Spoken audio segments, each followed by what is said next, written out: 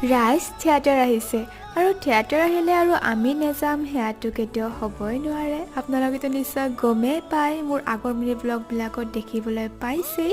আৰু ডিচেম্বৰ মাহৰ ঠাণ্ডা পৰিছে যদিও ৰাইজখিনি কিন্তু থিয়েটাৰ চাবলৈ নহাকৈ থকা নাই দেই। সকলোৱে ওলাই আহিছে থিয়েটাৰ চাবলৈ। এয়াই কিজানি থিয়েটাৰৰ প্ৰতি থকা আৱেগ, ভাল পোৱা। আৰু যিমানে যি আধুনিকতা নাহক কিয় এনেদৰে থিয়েটাৰ চোৱাৰ আমেজ কিন্তু সুকীয়া। বাৰু যি কি নহওক, থিয়েটাৰখন হৈছে সূৰ্য থিয়েটাৰ। অভিজিত ভট্টাচাৰ্যৰ পৰিচালনাৰে প্ৰথম নিশা আছিলে ৰঙা গোলাপৰ ৰং, দ্বিতীয় নিশা মৰমত তেজৰ টোপাল আৰু তৃতীয় নিশা সংগীবিহীন সম্ৰাট। তিনিওখন নাটক ইমান ধুনীয়া এটা ষ্টৰী আছিল, বহুত বেছি ভাল লাগিল চাই পেলাই।